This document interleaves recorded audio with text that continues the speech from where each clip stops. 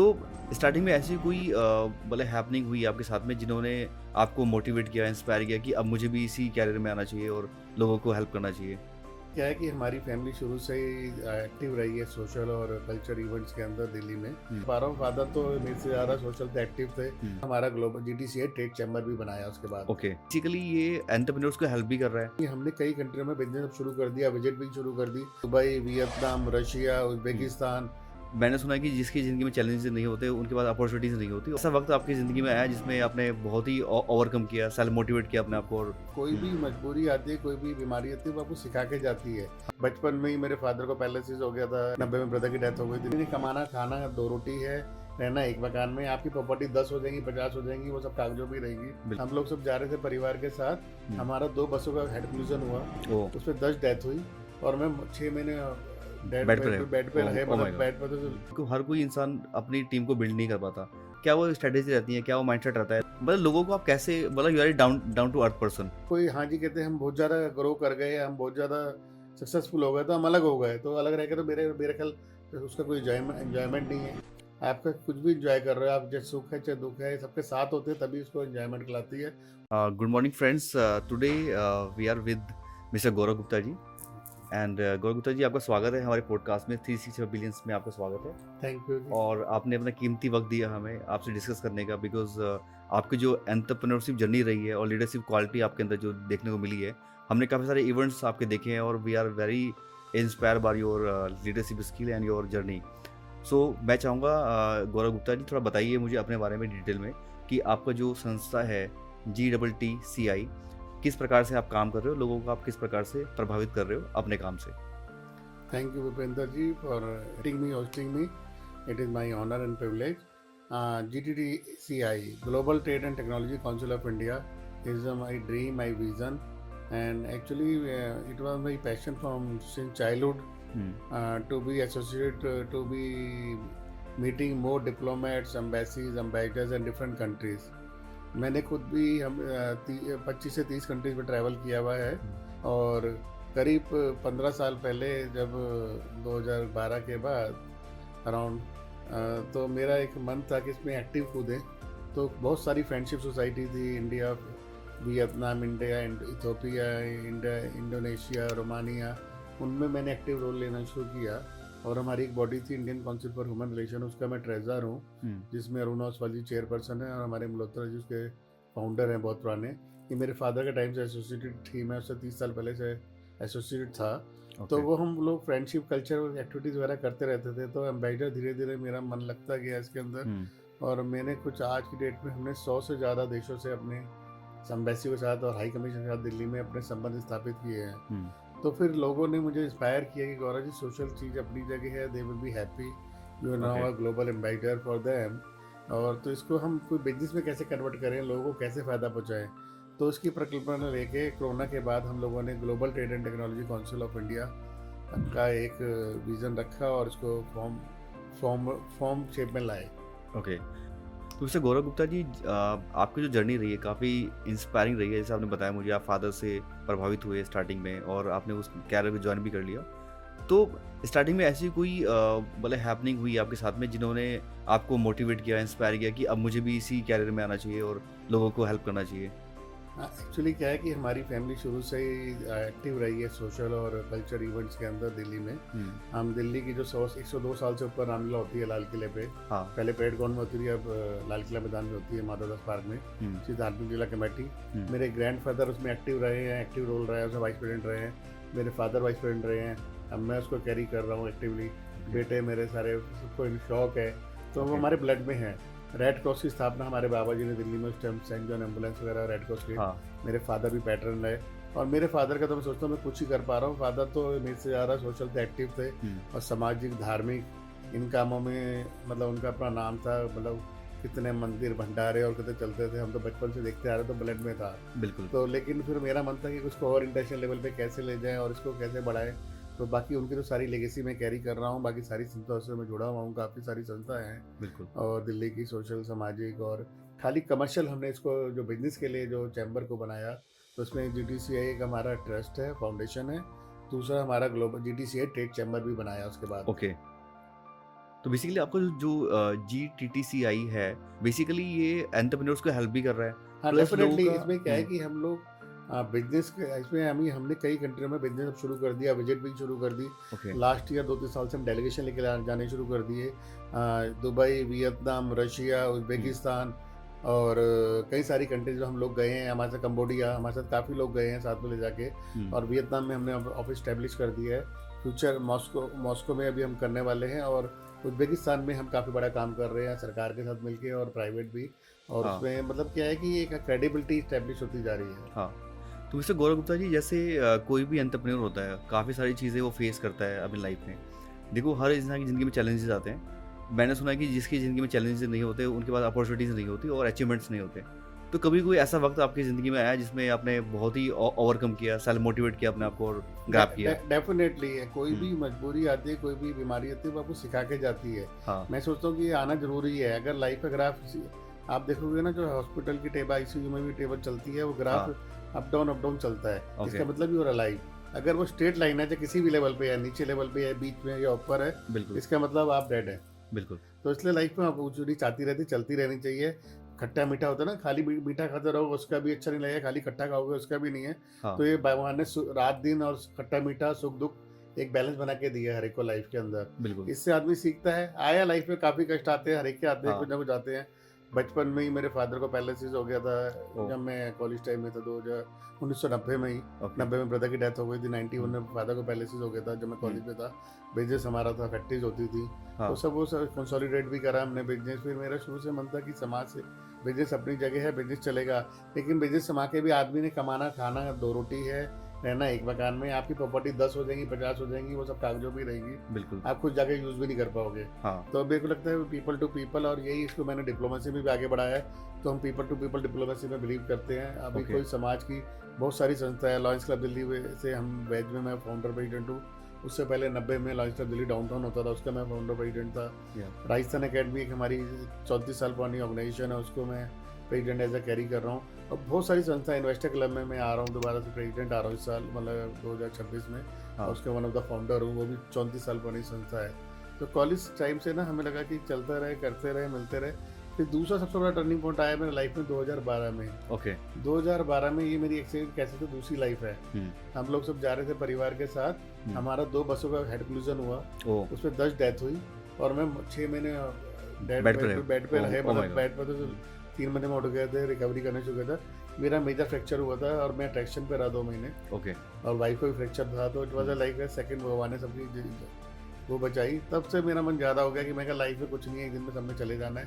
हाँ, तो अपना जो जितने लोगों से मिल लोगे, अभी हम, मुझे लगता है ये जर्नी हम कर रहे हैं, लोगों से नए मिल रहे हैं। आज मुझे 1000 के करीब डिप्लोमेट जानते हैं, इतने सारे हाँ, चले गए वापस भी, और हज़ारों दिल्ली में लोग जानते हैं, जो अलग अलग संस्था से जुड़े हुए हैं। आपसे परिचय हुआ, औरों से हुआ। तो ये लगता है ये जर्नी है, सब जुड़ते रहे, मिलते रहे, तो नहीं तो आप सब चले जाएंगे एक दिन। तो गौरव जी, जैसे आप इतने लोगों से बातें करते हो, इतने लोगों को मोटिवेट करते हो, एक ऑर्गेनाइजेशन आपका चल रहा है और काफ़ी लोग इन्वॉल्व हो रहे हैं, तो बेसिकली कुछ क्वालिटीज़ होती है। देखो, हर कोई इंसान अपनी टीम को बिल्ड नहीं कर पाता, बट आपके साथ इतने लोग जुड़े हुए हैं, हज़ारों लोग जुड़े हुए हैं, आपसे बेनिफिट ले रहे हैं, तो क्या क्या क्या वो स्ट्रैटेजी रहती है, क्या वो माइंडसेट रहता है नहीं, लोगों को ऐसा कनेक्ट है करने कि का? देखो भाई, आपको अपना साफ मन से, साफ दिल से और अपने डेडिकेशन से काम करना चाहिए। बाकी तो मैं अपने आप को ब्लेस समझता हूँ कि मुझे भगवान ने जोड़ा सबके साथ, और सबको अच्छी टीम दी, अच्छे लोग दिए, अच्छे दोस्त दिए, अच्छी फैमिली दी, ये लोग जुड़ते गए। बाकी तो हम डेली, हमें लगता है कोई इसका कोई सेट फॉर्मूला नहीं होता। हम लोग आज भी लर्न करते हैं, आपसे मिलेंगे तो आपसे भी सीखेंगे, कल भी कोई मिलेगा तो उससे भी सीखेंगे। कोई छोटे उम्र में कोई इसमें नहीं होता। एक्सपीरियंस एज से नहीं आता, एक्सपीरियंस सीखने से आता है। बिल्कुल। तो गुरु तो जी, जैसे मैंने आपको कई इवेंट्स में देखा है और जिस प्रकार से आप लोगों से मिलते हैं, जिस आप मिलते ही उनसे शेक हैंड करते हैं, प्लस उनके गले भी मिलते हैं, मैंने बहुत देखा है आपको, हर इवेंट में देखा है। तो मतलब इतनी बड़ी आप पर्सनैलिटी हैं, कैरी कर रहे हैं अपने आप को, मतलब लोगों को आप कैसे, मतलब you are down down to earth person.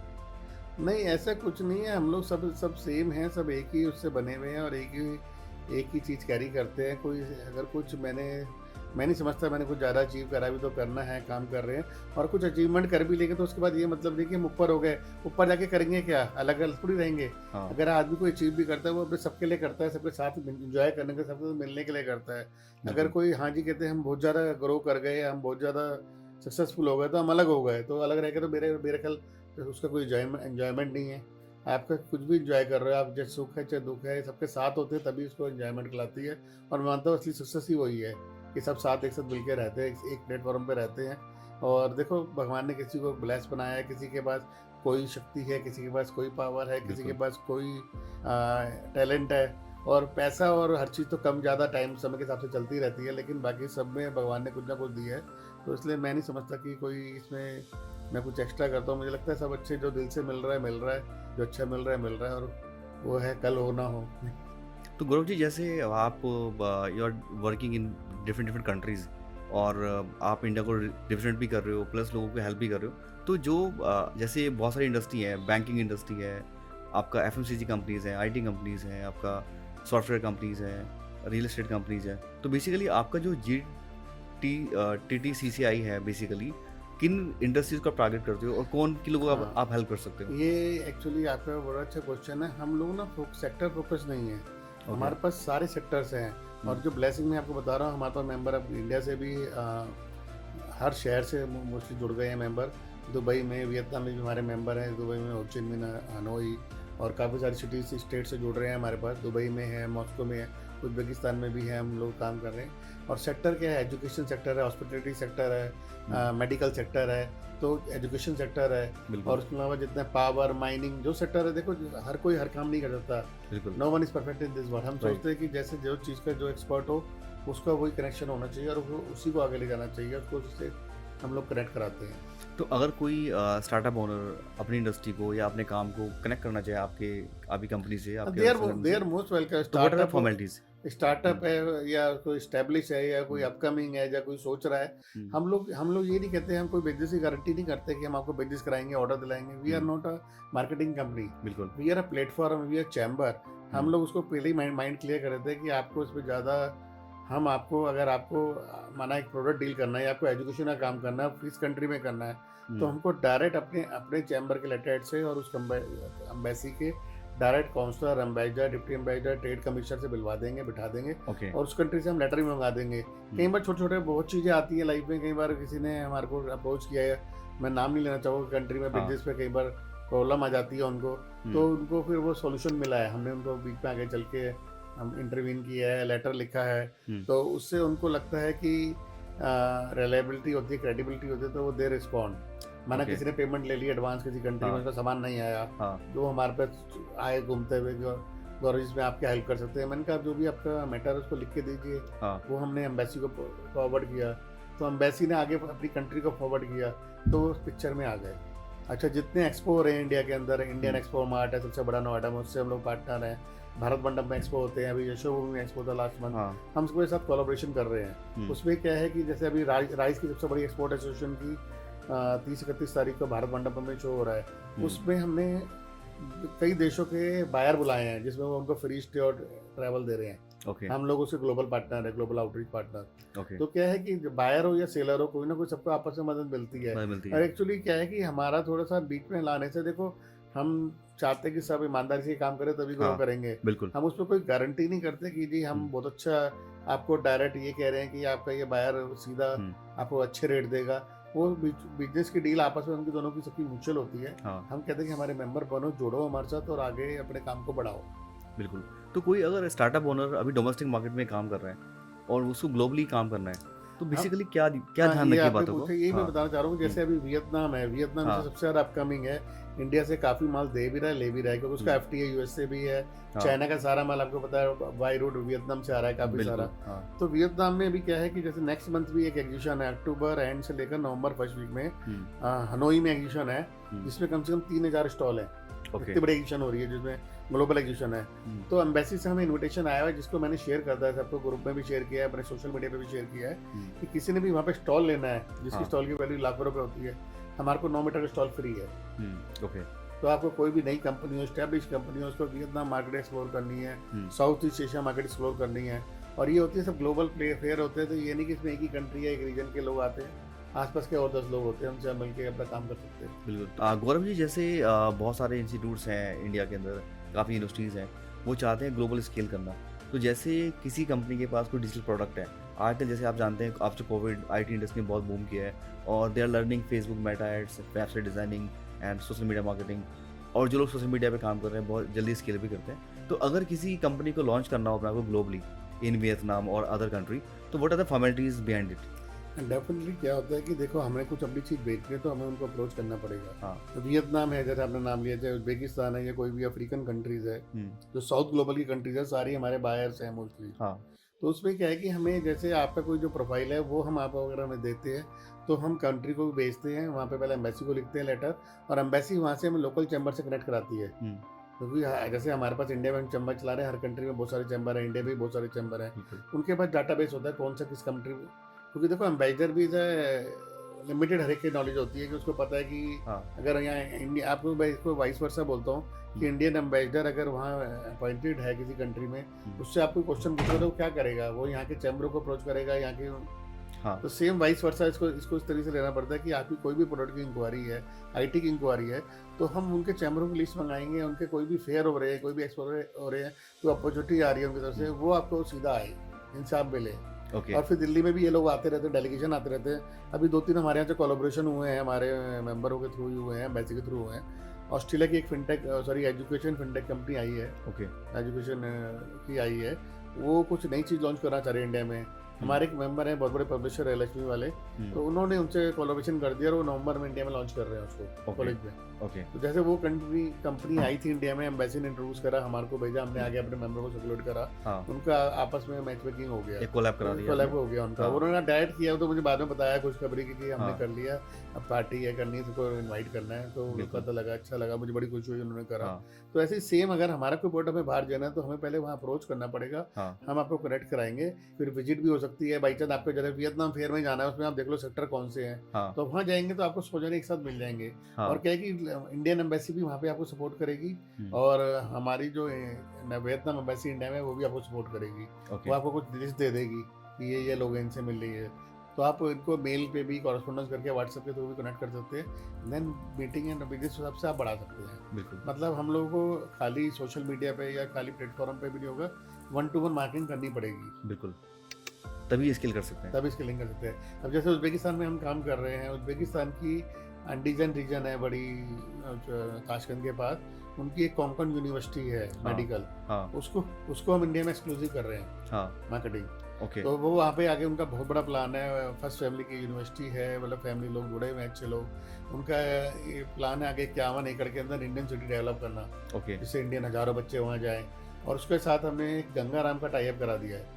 Gangaram hospital अपने आप में एक बड़ा नाम है मेडिकल के अंदर, बड़ा सुपर स्पेशलिटी हॉस्पिटल है, वो आज तक कभी ग्लोबल नहीं किया है गंगाराम, खाली इंडिया में, दिल्ली में उसके बाद टाइम ओवरलोड रहता है। लेकिन they are kind enough, we have done the MOU with them.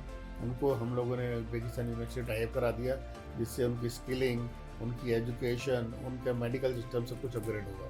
हाँ, लेकिन गौरव गुप्ता जी एक बात देखी है मैंने इन यूरोप, बिकॉज मैं लास्ट मंथ गया था, तो उसमें देखा मैंने वहाँ के जो एजुकेशन है, वहाँ का जो ड्यूरेशन ऑफ द कोर्स है, जैसे MBA की बात करूँ तो 1 ईयर कोर्स कराते हैं वो लोग, PG भी कराते हैं, जो इंडिया में थोड़ा डिफरेंट है, टेन्योर अलग है, ड्यूरेशन अलग है। और अगर कोई स्टूडेंट बाहर से स्टडी करके भी आता है तो बहुत सारे एग्जामिनेशन उसे करने होते हैं इंडिया में आकर के, qualification, then he can practice.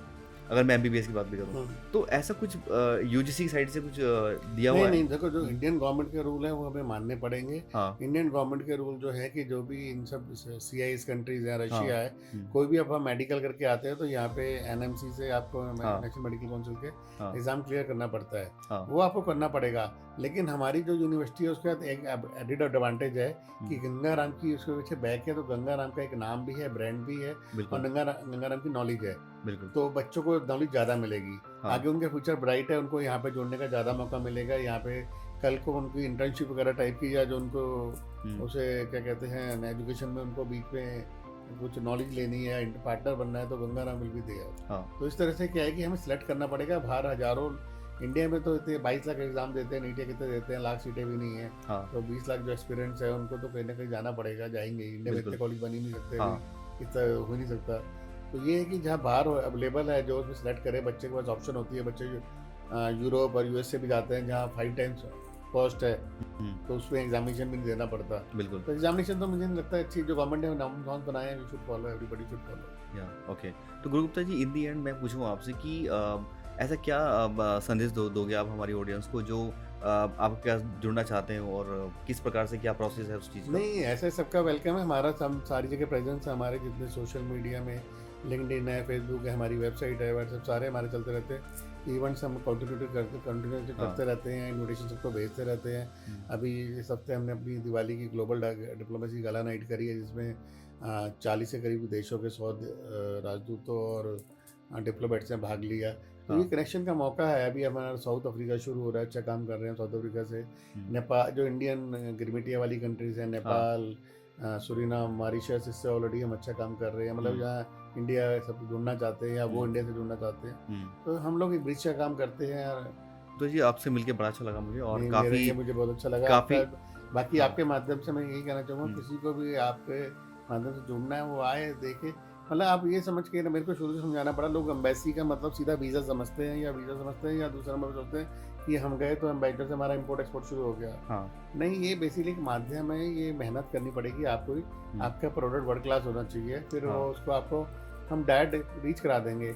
अभी मैं इसमें आपको और ऐड करना चाहूँगा, मॉस्को, रशिया में अभी पीछे मेरी काफ़ी विजिट हुई वहाँ पे, और मैंने एक्सप्लोर करा मार्केट में। हुँ, जो उनका ऑयल का सरप्लस है, जो मनी है इंडिया में पड़ी हुई है, हुँ। और वो ready to buy everything from India. Okay. तो इंडिया के लिए इतनी बड़ी मार्केट खुल रही है। हाँ। रशिया और आसपास की सारी कंट्रीज, रशिया अपने आप में बहुत बड़ा बायर है, इतना सबसे बड़ा रीजन लैंड में है। तो वो सब इंडिया से बाय करना चाहते हैं, पिन टू प्लेन, जो उनकी मैच करता हाँ, है। बिल्कुल। तो इसमें सबके लिए अपॉर्चुनिटी है। अभी रशियन एक्सपो भी होने वाली है, हम भी प्लान बना रहे हैं कि रशिया में इंडियन प्रोडक्ट को डिस्प्ले कराएं। मैनुफैक्चर जाने को तैयार है सारे। हुँ, तो इससे तो मार्केट बढ़ेगी। मार्केट बढ़ेगी, हाँ, बिल्कुल। और लोगों को जो ट्रस्ट लेवल वो भी इंक्रीज़ होगा। ट्रस्ट लेवल बढ़ेगा। हाँ, मेरी जो रशिया में पता लगा, उनका बात हुई, रशिया को हम अच्छे फ्रेंड हैं, सब कंट्री हमारी फ्रेंडली है, सारा ऑयल ले रहे हैं, डिफेंस हम उनसे शुरू से लेते आ रहे हैं, हाँ। सपोर्ट पार्टनर है हमारा। लेकिन उनको, उनके वहाँ के जो नॉर्मल कस्टमर है या नॉर्मल बायर है, इम्पोर्टर है, उसके दिमाग में ये है ही नहीं कि इंडिया क्वालिटी प्रोडक्ट बना सकता है। बिल्कुल। वो चाइना की तरफ भागते थे या यूरोप की तरफ भागते थे। अब यूरोप बंद हो गया, उनके लिए यूएस से बंद हो गया, हुँ, तो चाइना, तो वो इंडिया बहुत सी चीज़ें चाइना से बढ़िया क्वालिटी में बना रहा है। इंडिया मैन्युफैक्चर पूरे वर्ल्ड में छाए हुए हैं। हाँ, तो वो रशिया मार्केट खुलनी है उनको, वो खुद, अब वो उनकी गवर्नमेंट सपोर्ट दे रही है, उनके जो लोकल बैंक्स वगैरह सपोर्ट कर रहे हैं कि इंडिया मार्केट बढ़े। हाँ। बहुत सारे मैन्युफैक्चरर्स ऐसे हैं इंडिया में जो मतलब बहुत कुछ करना चाहते हैं। They want to launch their product in other countries but उनको वे ही नहीं वे मिलता। मैं इसमें हाँ। बताना चाहूँगा ना कि हुँ, हमें सबसे पहले तो क्वालिटी हाँ, वर्ल्ड क्लास बनानी पड़ेगी, प्राइस मैच करने पड़ेंगे, चाइना को कंपटीशन देना पड़ेगा। हम ये नहीं हाँ, चाहते कि हमने बहुत अच्छी क्वालिटी बना दी तो हमारा यूरोप का प्राइस हो जाएगा। बिल्कुल, वो कहते हैं ना, हाईएस्ट क्वालिटी लोएस्ट प्राइस। बिल्कुल। तो then you can survive anywhere in the world. Yes, yes, right, right. हमें क्वालिटी भी अच्छी बनानी पड़ेगी। चाइना की जीत क्यों है? चाइना की क्वालिटी, चाइना एक हल्की आइटम भी बनाता है और बहुत बड़ी अच्छी क्वालिटी बनाता है, मतलब यूरोपियन स्टैंडर्ड भी बनाता है, हुँ, एक आपका साउथ ईस्ट एशियन स्टैंडर्ड भी बनाता है, या बिल्कुल आप लो स्टैंडर्ड भी बनाता है। बिल्कुल। तो हमें को, इंडिया को क्या है कि अगर हमें बड़ी कंट्री में जाना है और बांस में काम करना है, कमाना भी है, तो क्वालिटी, और हमारे बहुत सारे मेंबर हैं डिफरेंट डिफरेंट फील्ड के अंदर है, हुँ, वो अपना क्वालिटी बना के पूरा कई कई देशों में कर रहे हैं। कटलरी कंपनी है, वो 80 देशों में ऑलरेडी काम कर रही है, ओके। तो एक्सपोर्ट कर रही है। तो उनके लिए जब मैंने वो प्रोडक्ट रशिया में दिखाया, वो कहते हैं ये इंडिया में बनता है। हुँ, तो मतलब प्राइस चैलेंज तो उन्होंने प्राइस चैलेंज है। प्राइस चैलेंज तो कवर कर रखा है ना, तभी वो हाँ, 80 कंट्री में ऑलरेडी एंटर हैं। बिल्कुल, यूएस से बिल्कुल। भी दे रहे हैं, यूरोप भी दे रहे हैं। तो हुँ, रशिया मार्केट तो अपने आप में बहुत बढ़िया इंडिया के लिए बून है। हुँ, मैं चाहता हूँ कि ग्रो करें सारे मिलके, और काफ़ी सारी चीज़ें अपॉर्चुनिटी आ रही है, जितनी मेरे पास होगी मैं शेयर करता रहूँगा आपके माध्यम से हाँ, भी। और भी काफ़ी कंट्रियों में, जैसे वियतनाम का फेयर है, अभी और भी है, कम्बोडिया है, खुल रहा है, उज्बेकिस्तान से हम कुछ ले रहे हैं, दे रहे हैं। मतलब बिल्कुल। जो साउथ ग्लोबल सारी मार्केट, अफ्रीका की 54 कंट्रीज है, सब हमारे से जुड़ी हुई हैं, कुछ हमें लेना चाहती है, करना चाहती है। हुँ, तो हर एक के लिए अपना स्कोप है। हाँ। देखिए ऑडियंस अगर आप चाहते हो ग्रो करना और चाहते हो अपने प्रोडक्ट को लॉन्च करना अदर कंट्रीज़ में, तो वैसे गौरव गुप्ता जी का मैं लिंक शेयर करूँगा आपको बायो में और आप डिटेल सबमिट कर सकते हैं, your name, email ID and location so that हम लोग उसको एंटरटेन कर सकें और आपको बेनिफिट मिल सके और आप अपनी कंपनी को स्केल कर सकें। तो गौरव गुप्ता जी मैं थैंक्स बोलना चाहता हूँ इन दी एंड थैंक यू, आपको। आपके बड़ा बहुत अच्छा लगा बहुत, मिलके आपसे नहीं नहीं, काफ़ी। बहुत धन्यवाद। मैं तो बिल्कुल नॉट प्रिपेयर्ड, बट जो मेरे दिल में आया मैंने आपको बोल दिया। हाँ, बिल्कुल आपने बिल्कुल दिल से बोला है, बिल्कुल भी कोई बात छुपाई नहीं है क्योंकि नहीं नहीं, आप मेरे भी चाहते हैं को कि लोगों का भला हो और लोग आगे स्केल कर पाएँ। तो बहुत अच्छा टाइम दिया आपने, बहुत थैंक प्रीशियस टाइम दिया। Thank you so much thank Gaurav you भाई, very much, thank thank you very much. You.